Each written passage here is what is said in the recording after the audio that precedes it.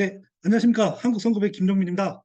오늘 제가 현장에서 발표를 해야 되는데 발표하지 못한 점 굉장히 양해해 드리겠습니다. 지금 정부의 좀 중요한 회의가 있어가지고요. 거기에 제가 2시에 참석을 해야 되기 때문에 이렇게 부득이하게 온라인으로 발표하게 된 점 굉장히 죄송합니다.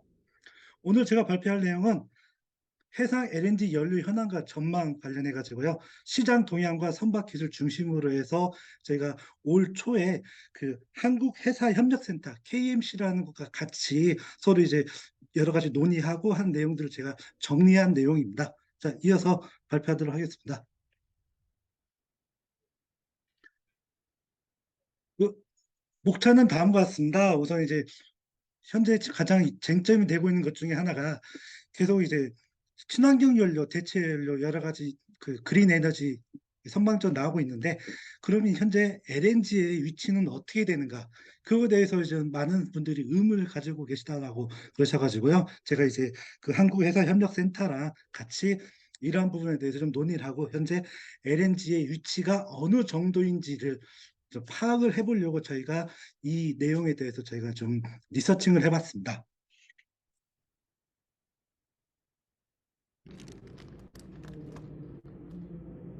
네, 그러면 현재 기술 수준에서 그 LNG는 CO2 배출 감소 잠재력이 가장 높은 탄화수 연료입니다.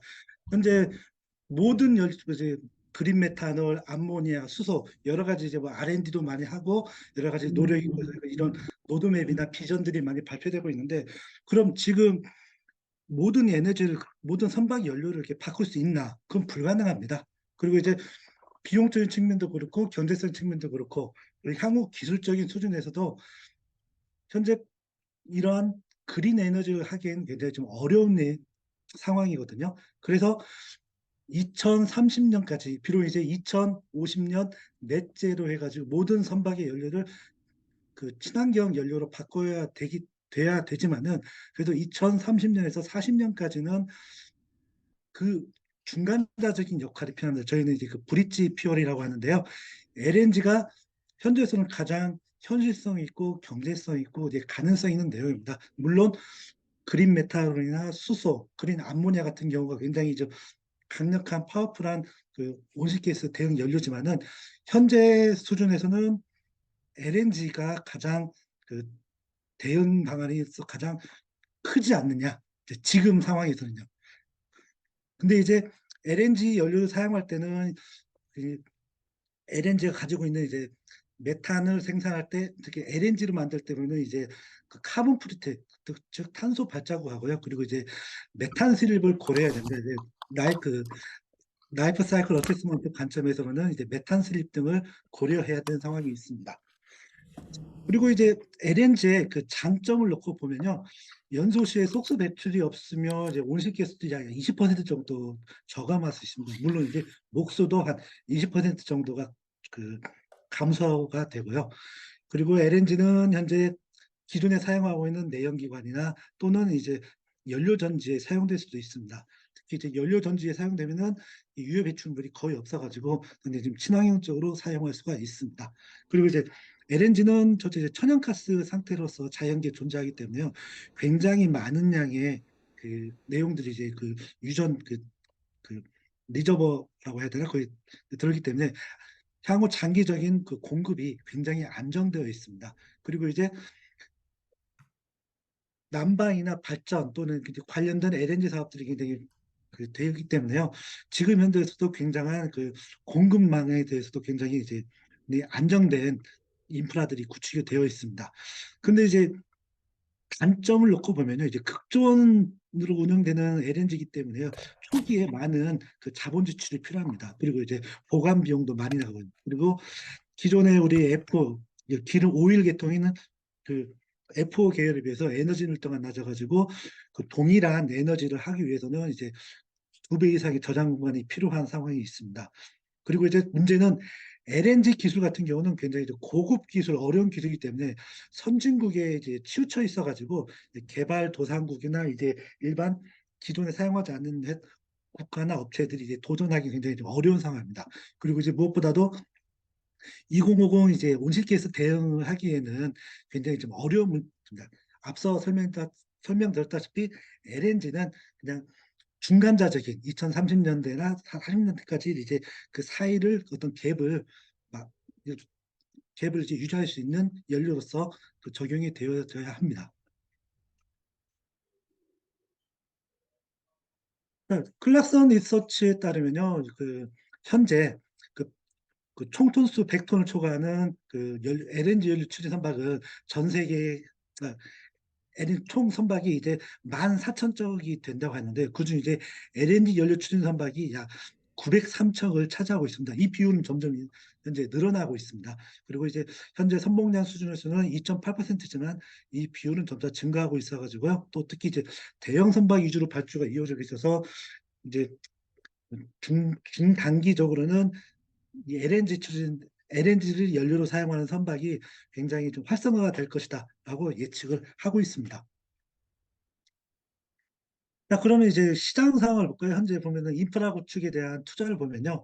미국 같은 경우에는 그 연간 LNG 수출용량이 약 현재 약 1억 1천만 톤 정도라고 합니다. 1억 1천만 톤 정도고요. 현재 이제 계속 이제 그 설비를 확충 중인데 2025년이 되면은 2억 1천만 톤이 약 1억 4천만 톤의 수출 능력을 보유하고요. 그리고 이 외에도 계속 미국 북악 아메리카를 중심으로 해가지고 LNG를 생산하는 설비에 대한 그 시설 투자가 굉장히 많이 이루어지고 있습니다. 그리고 이제 독일 같은 경우는 기존에 이제 러시아에서 가스를 사오다가 현재 이제 그 우크라이나하고 러시아 전쟁을 통해 가지고 이제 그 공급이 많이 막혀 파이프라인 엘 그 PNG가 막혀 가지고요. 현재 LNG 설비를 급격하게 투자를 하고 있습니다. 그래서 2022년도 10월에 최초로 이제 FSRU를 이제 독일의 이제 빌헬름스 하펜에 설치해 가지고 독일의 전체 수요의 약 6% 정도를 차지하고 있습니다. 그리고 그 외에도 현재 독일은 기존에 이제 PNG로 운영되어지고 있는 이제 자국 내 에너지 사업을 LNG를 활용해 가지고 이제 공급하려고 현재 이제 여러 가지 FSRU에 대한 그 프로젝트를 진행을 하고 있습니다. 현재 독일에서는 이제 5개의 그 FSRU 현재 그런 LNG 터미널을 현재 계획을 하고 있고요. 현재 이제 2개가 좀 급박하게 돌아가가지고 현재 상용 운전 중에 있습니다. 그리고 네덜란드의 노테르담 같은 경우는 그 현재 이제 게이트 LNG 터미널의 용량을 이제 확장을 하고 있고요. 그다음에 이제 다시 이제 또 FSRU를 또 2척을 더 추가로 도입해가지고 현재 굉장히 80억 톤 정도의 그 80억 또 CBM 정도의 그 생산 능력을 확보하고 있습니다. 각기 이제 그 기존에 이제 가져오던 그 PNG를 대체하고자 이제 현재 LNG에 대한 인프라에 대한 그 투자를 굉장히 많이 하고 있습니다. 그리고 프랑스의 토탈 같은 경우는 그 느아부르에 이제 그 LNG 생산할 수 있는 이제 그 FSRU를 설치해가지고요. 약 2.5억 CBM을 현재 이제 자국 내에 계속 투입을 하고 있습니다. 그리고 이태리 같은 경우는 이제 지중해에 있는 알제리와 리비아 등에 이제 생산된 그 LNG를 현재 이제 유럽으로 그 공급하려고 하는 사업을 하고 있고요. 관련돼 가지고 많은 그 현재 설비 투자가 이루어지고 있습니다. LNG 연료의 가격입니다. 이게 JKM하고 이제 노테담의 LNG 벙커 가격을 이제 2020년부터 2022년 이제 11월까지 봤는데요. LNG 수요가 현재 증가되고 있고 이제 물량이 이제 공급되는 비해서 물량적으로 이제 그 수요가 증가하고 있어서 이 그래프에 보시는 바와 같이 가격이 굉장히 좀 증가하고 있습니다. 특히 이거는 이제 물론 이제 우크라이나 전쟁이 2022년 2월 24일 날 우크라이나가 러시아전 이루어졌다는 영향도 있지만은 그 전부터 이제 점차적으로 LNG 가격이 지금 증가되고 있어가지고요. 이에 대한 그 공급과 수요에 대한 안정이 현재 불안한 상태인데 그 여러 가지 요인만 없다면은 이제 이런 LNG 시장의 활성화는 보시는 바와 같이 굉장히 좀 규모도 확대되고 그런 설비 투자나 그런 양도 확대되어질 거라고 이제 향후 발전 가능성은 굉장히 높다고 볼 수가 있겠습니다. 그리고 여기 보시면은 이게 이제 독일의 빌헬름스하펜에 설치된 그 FSRU입니다. 우리 독일은 이제 거의 전량의 천연가스를 이제 그 북해나 러시아로부터 이제 PNG 그 가스 파이프라인으로 수입을 해왔는데요. 최근에 이제 작년 말부터 해가지고 이제 FSRU를 굉장히 이제 증설하고 있습니다. 그래서 현재 그 유럽 시장에 FSRU에 대한 그 수요는 굉장히 좀 증가하고 있는 상황입니다.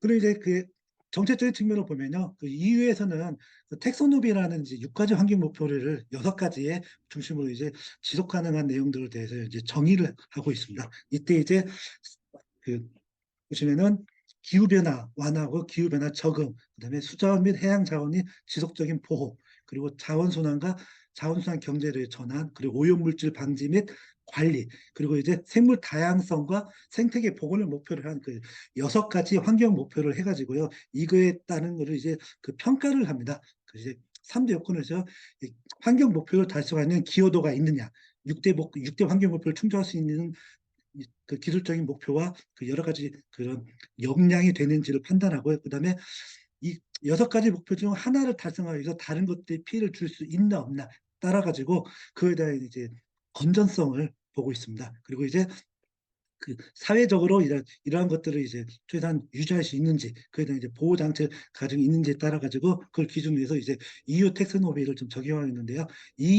이러한 EU 텍스노미를 한 이유 중에 하나가 뭐냐면은 그 그린 워싱이라고 해가지고 그 그린이 아닌데 뭐 내가 이걸 깨끗하게 하기 위해서 다른 것도 오염된다는 것을 다 이제 배제하는 것에 대해서 정량적인 평가를 하기 위한 그 텍소노미로서 이제 그 이런 규정들을 이제 그 정립한 내용입니다.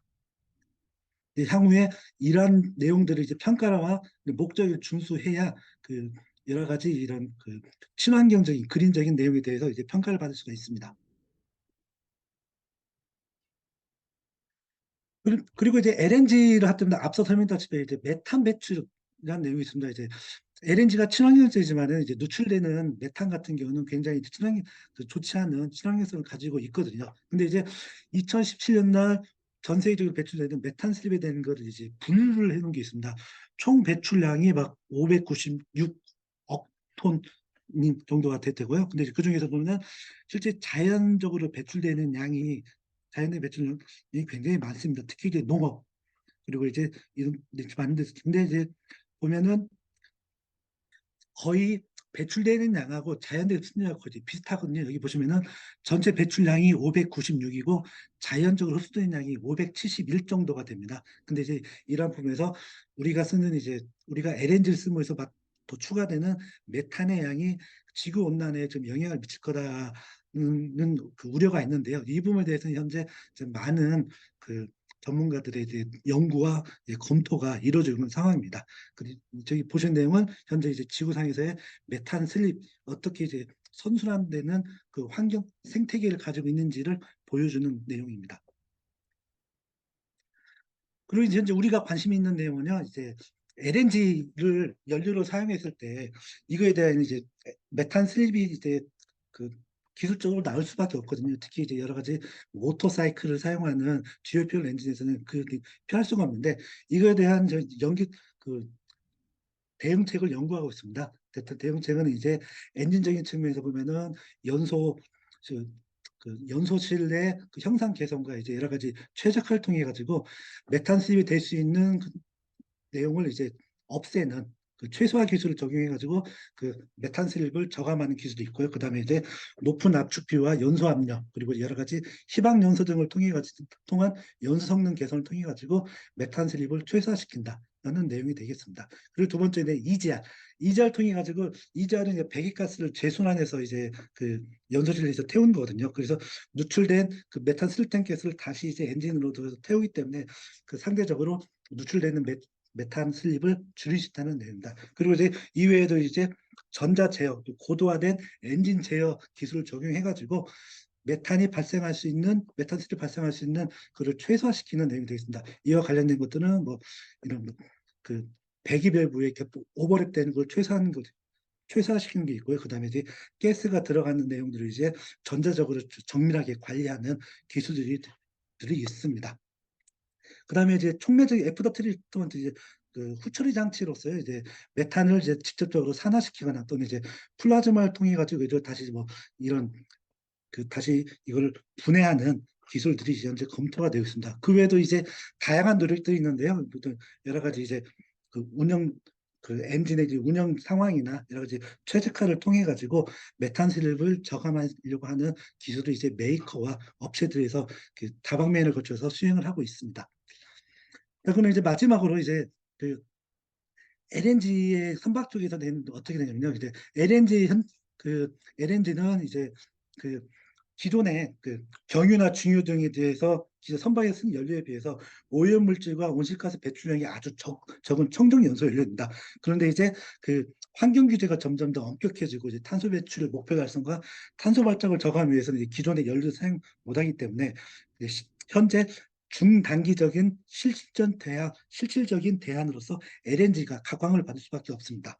그리고 이제 주요 항구에 이제 전 세계에 보면은 이제 LNG 벙커링 시설이나 이제 LNG 디포트가 굉장히 활성화되고 있거든요. 그래서 이제 전 세계적으로 이제 LNG를 사용할 수 있기 때문에 그 가장 그 LNG가 선박 연료로서 현재로서는 가장 가능성이 높지 않나. 그리고 이제 LNG 설비가 이제 전 세계적으로 확그 널리 분포되어 있기 때문에 물리적인 측면과 효율성이 증가돼서 이러한 LNG 이용에 대해서 거부감이 없고 좀 굉장히 좀 수월하다라는 내용이 되겠습니다. 그리고 이제 계속 앞서 설명드렸다시피 이제 LNG 연료 추진 기술이 이제 메이커와 여러 가지 연구 단체를 통해 가지고 계속 효율이 높아지고 신뢰성 있는 기술로서 굉장히 이제 발전하고 있습니다. 그리고 이제 생산량이 계속 증가하고 있어가지고요.